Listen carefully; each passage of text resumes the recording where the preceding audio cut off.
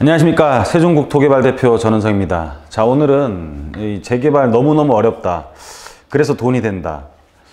진짜 이 전문가들이라고 하는 사람들도 잘 모르고 저한테 막 이게 전화도 많이 오는데요.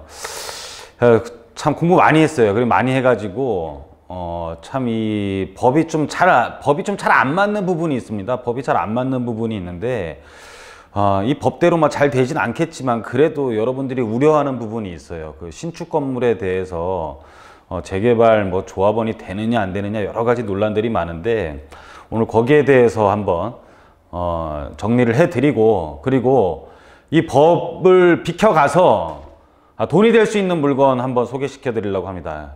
그래서 이게 굉장히 법을 비켜가고 이렇게 확실하지 않은 듯한 매물들은 여러분들이 좀 기피하는 경우가 있는데, 저희 믿고 오실 분들, 계속 저희랑 하실 분들은 아마 이번이 아마 굉장히 큰 기회도 될 수 있을 것 같습니다. 그래서 한번 법을 한번 쭉 읽어보시고 한번 공감을 하시면 저희 믿고 따라오시면 좋을 것 같습니다. 자, 우리가 도심에 신규 주택을 구입을 할 수 있는 방법은 이 조합원으로서 주택을 소유하는 것과 그리고 이 분양을 받는 방법이 있는데요. 이제 조합원 주택에 대해서 분양을 받을 때는 이제 우리가 좀 체크해야 될 부분만 좀 설명드릴게요. 오늘 진짜 어려운 내용이에요. 조정 대상 지역에서 5년 재당첨 기간이 있고, 이 신규 주택 분양 받는 거는 사실 총 84점 가점 중에 32점이 무주택 점수이기 때문에 우리가 이 좋은 주택 또는 이런 데 서른 주택에 대해서 기존 소유자가 분양받는 건 굉장히 어렵습니다. 그래서 결국은 조합원이 돼서 재개발 또는 재건축으로밖에 우리가 미리 주택을 확보를 하지 못해요. 우리 미리 왜 주택을 확보를 해야 되느냐? 우리 자동차도 그렇잖아요. 자동차 같은 경우 차가 가다가 고장 나가면은 사는 사람 그렇게 많지 않잖아요. 타다가 좀 이렇게 본인의 소득 수준이 올라가고 식구들도 늘고 이러면은 좀 안락한 차로, 편안한 차로 이렇게 바꾸는데, 주택도 마찬가지입니다. 이게 집이 맨날 비가 새고 무너질 것 같아서 집을 바꾸는 게 아니라 사람의 욕망은 소득 수준이 올라가고 가정을 꾸리면서 이제 자녀들이 커가고 또는 집에 이제 출가를 하면서 또 손자, 손녀들이 많이 놀러 올 수도 있잖아요. 여러 가지 상황에 따라서 이 신규 주택에 대한 갈망은 계속, 왜냐하면 사람은 항상 어떤 사물에 대해서 진료하는 습성이 있기 때문에 항상 신규 주택에 대한 갈망은 끊임없습니다. 우리가 자동차를 계속 신규 자동차를 선호하는 것처럼. 그래서 그런데 그런 차원에서 신규 주택을 구입을 할 수 있는 방법은 도심 내에서는 이런 것들인데, 우리 신규 분양 점수도 안 될 뿐더러 기존 소유자들은 또 이 재건축 재개발로 인해서는 일반 분양이 그렇게 많이 안 나오잖아요. 그렇다 보니까는 조합원으로 해야 되는데, 재건축 같은 경우는 돈이 많이 드니까 재개발도 또 돈이 안 들진 않잖아요. 재개발도 많이 드는데, 그래서 우리가 전세 제도를 잘 활용해 가지고 전세 제도를 잘 활용하려면 이제 신축 주택에 대해서 잘 활용을 할 수가 있는데, 거기에 대해서 지금 문제점을 갖고 있는 분들이 꽤 계시기 때문에 그거를 피해 나갈 수 있는 방법들, 그리고 거기에 대한 법을 잘 알아야지만이 당연히 피해 나가겠죠. 거기에 대해서 오늘 설명드리는 겁니다. 굉장히 어렵습니다. 자, 그래서 정비구역이 지정된 곳에서 우리는 새 집을 받을 수가 있는 거고, 정비구역된 곳들이 다 이제 재개발이 되고 나면 어떤 곳이 정비구역으로 또 지정되겠냐라는 거죠. 그래서 지정되었던 곳이 더 노후가 많이 되었을까요? 아니면은 정비구역에 말도 안 나왔던 곳이 더 노후가 많이 됐을까요? 저희가 타겟으로 삼는 것은, 공략 포인트는 사실 정비구역 지정되었던 곳입니다. 그래서 이 도시및 주거환경 정비법을 보면은요, 이게 있어요. 이 77조에 주택 등 건축물을 분양받을 수 있는 권리의 산정 기준일이라고 해서 법에 이제 나왔는데, 시도지사가 투기를 억제하기 위하여 기본계획 수립 후 정비구역 지정 고시 전에 따로 정하는 날이라고 합니다. 그러니까 뭐냐면은, 이게 어떻게 되는 거냐면은, 기본계획 수립 후, 그러니까 기본계획을 수립한 다음에 이 정비구역을 지정을 하거든요. 그 다음에 이 정비구역 지정을 하면은, 정비구역 지정을 하였을 경우에 요 사이 기간에서 신축에 대해서 투기를 억제하기 위해서 날짜를 따로 정할 수 있다라는 거예요. 따로 정할 수 있다라는 것입니다. 그래서 기본계획을 수립을 하고 정비구역까지 가는 기간이 꽤 있기 때문에 이 안에 지금 여러 가지 우리가 뭐 지분 쪼개기의 행위들이 많이 일어날 수가 있잖아요. 그래서 요 사이에서 원래는 정비구역 지정일로부터 우리가 조합원을 따졌었는데 지금은 법이 더 강화돼 갖고 기본 계획부터 정비구역 사이에 대해서 분양받을 수 있는 권리를 산정일을 따로 정할 수 있다라고 해서 법에서 명시를 해놨어요. 법에서 명시를 해놓고 거기에 대해서는 시도지사가 따로 정할 수 있게 해놨습니다. 그래서 어떤 경우냐면 뭐 한 필지의 토지가 여러 개로 분할됐거나 단독주택, 다가구주택이 이제 다세대로 전환된 경우, 그리고 하나의 대지 범위에 속하는 토지와 주택 등 건축물이 뭐 이제 각각 분리되는 것들, 그리고 나대지의 건축물을 새로 건축하거나 기존 건축물을 철거하고 이제 다세대 그 밖에 공동주택을 건축하는 건데, 그래서 이제 권리의 변형이 생긴 거에 대해서 뭐 권리가 이제 변형된 거잖아요. 하나로 있던 게 여러 개로 나눠지고 토지와 건축물이 따로 분리되고 새로 건축물을 새로 지었을 경우에 시도지사는 따로 기준일을 정하고 지방자치단체에 공보 고시하여야 된다라고 되어 있습니다. 자, 이게 굉장히 어려운 거예요. 그렇죠? 그래서 이것에 대해서 잘 풀어가 보면 여러분들이 좀 좋은 물건을 사실 수가 있어요. 그래서 이건 언제부터 하는 거냐면은 여기서부터 좀 잘못 설명하는 사람들이 꽤 많아요. 이 서울시에서는 권리산정 기준일에 관한 적용 이 경과 조치가 개정 규정은 이제 개정되는 거죠. 아까 그렇게 따로 정하는 거는 최초 기본 계획을 수립하는 부분부터 적용하는데, 이게 지금 사실 이 부칙이 2010년 7월 15일부터 시작을 하는 거거든요. 여러분들 이거 좀 못 알아들으셔도 큰 상관은 없습니다. 사실 못 알아들으셔도 상관은 없는데 정말 어려운 부분이에요. 그래서 알아들으실 분은 좀 알아들으시고 저 요번 유튜브는 좀 조회수 별로 안 나도 상관없습니다. 예.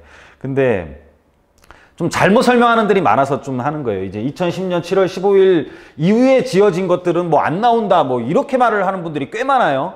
그게 아니고 2010년 7월 15일을 기준으로 해가지고 기본 계획을 수립하는 법부터 적용하는 거고, 2015일 시행 전에 2010년 7월 15일 날 시행을 하는 거거든요. 시행 전에 그 기본 계획이 수립되어 있는 지역 및 지구 단위계 결정 고시된 지역은 종정 규정에 따른다. 그러니까는 2010년 7월 15일을 기준으로 해가지고 종정 규정과 그 이후에 규정을 알면은 그 사이에서 우리가 돈을 벌을 수 있는 방법을 찾을 수가 있습니다. 그래서 이거죠. 2010년 7월 15일을 중간으로 해갖고 조합원의 자격이 돼서 양쪽이 이제 기준일을 해갖고 종정 규정과 그 이후로 달라져요.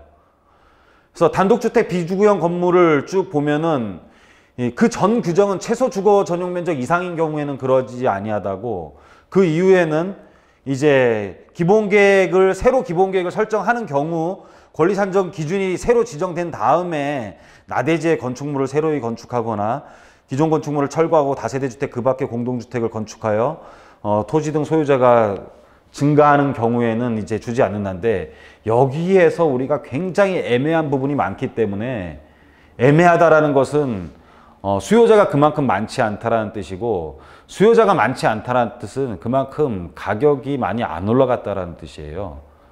무슨 뜻입니까? 그러면 이걸 알면, 이게 새로 한번 되기만 하면은 사실 대박이 날 수도 있다라는 뜻이죠. 그렇죠? 그래서 이걸 굉장히 좀 잘 알아야 되는데 어려운 내용입니다. 그래서 현장으로 가볼 거예요. 직접 저희가 법을 다 분석해 갖고 조합원 자격 나오는 매물 사실 많지 않습니다. 그래서 진짜 몇 개 안 되는데 현장 가보고 저희한테 의뢰하는 분들은 저희가 진짜 선물처럼 물건을 우리가 설명드리겠습니다. 그래서 저희가 가보려고 하는 것은 지금 2030 도시기본계획 중에 이 세 개의 축, 강남, 한양, 도성, 여의도, 영등포 중에 여의도랑 가장 관련성이 많은 신길 뉴타운 쪽을 한번 가보려고 해요. 신길 뉴타운 가보려고 하는데, 여의도를 통하는 새로운 노선들, 신안산선이 지금 신길 뉴타운을 통하게 되고, 그리고 신림 경전철이 또 신길 뉴타운을 지나서 다 여의도로 가게 됩니다. 그 신안산선과 신림선이 생기는 여의도가 가장 인접한 곳에 있는 새로운 주거지가 신길 뉴타운이에요. 자, 이곳을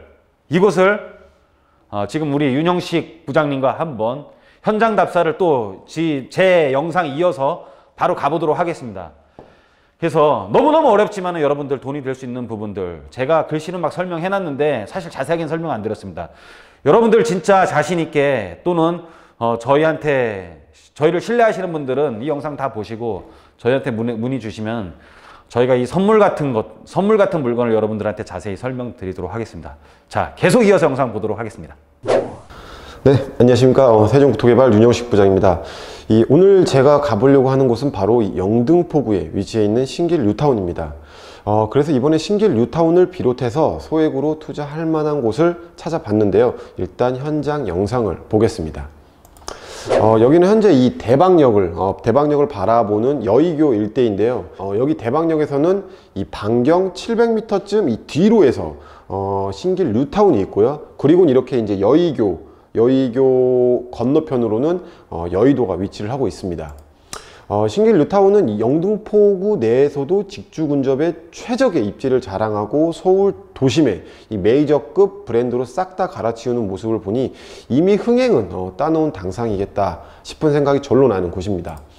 그리고 이제 기존의 지하철도 잘 갖춰져 있지만 우리가 주목해야 될 부분이 이 새로 뚫리는, 그러니까 여의도로 향하는 신림경전철과 신안산설 이 지하철도 있기 때문에 관심이 갈 수밖에 없는 곳입니다.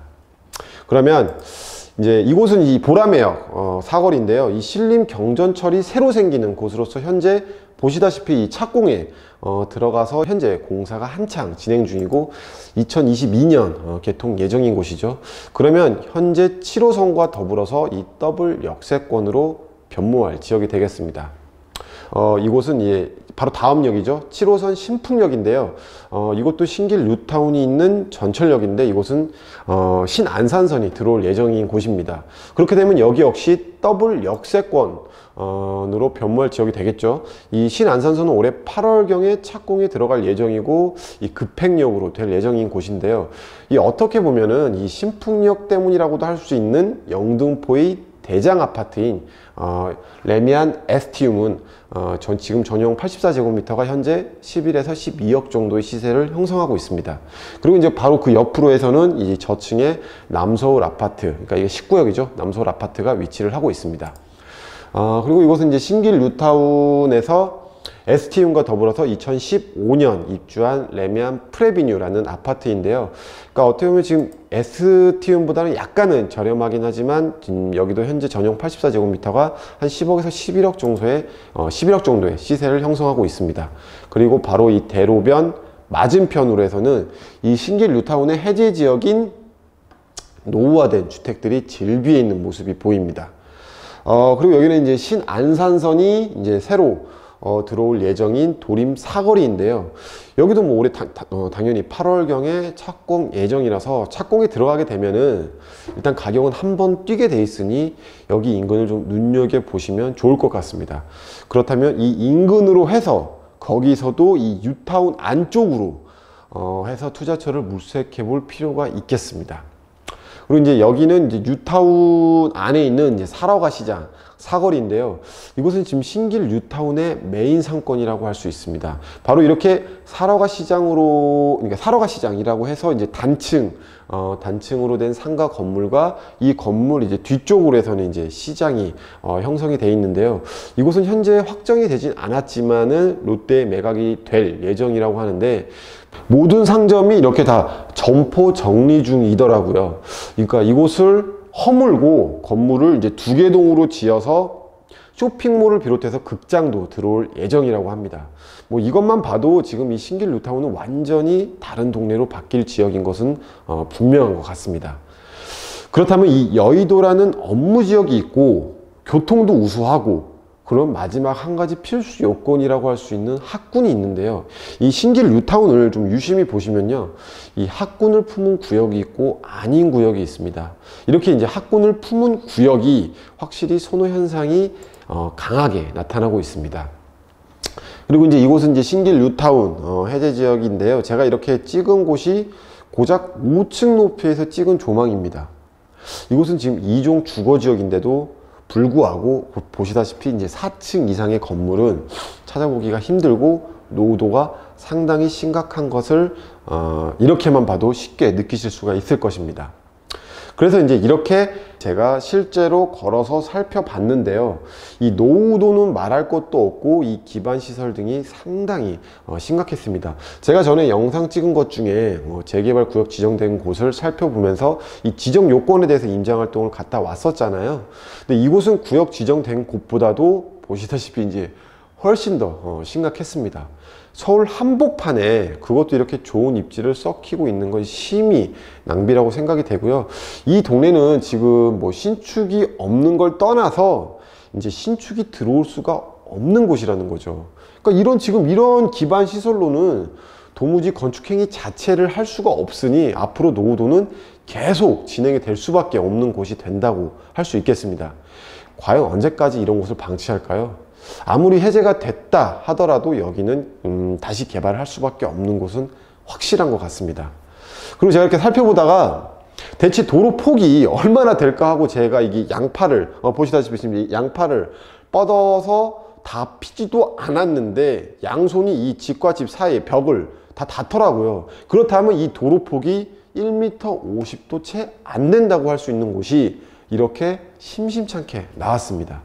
이런 악조건이 서울 한복판에 있다는 건 마음이 아프지만 한편으로는 이걸 좀 투자의 눈으로 바라볼 필요가 있겠습니다. 이렇게 이제 신길 뉴타운의 새 아파트들과 이제 해제된 지역까지 임장을 다녀와 봤는데요.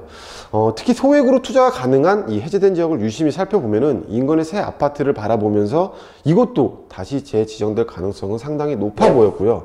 엄청난 프리미엄이 붙을 곳임은 틀림없어 보였고, 이 여의도로 향하는 도림 사거리의 신안산선 착공 예정과 사거리 시장의 변화, 그리고 이제 학군을 품은 구역의 메리트는 다른 어느 구역들보다도 좋아 보였습니다. 이 재지정 후 분양권을 받을 수 있는 소액으로 투자가 가능한 물건이 남아 있으니까 전화 주시면 제가 상담을 해드리도록 하겠습니다. 네, 감사합니다.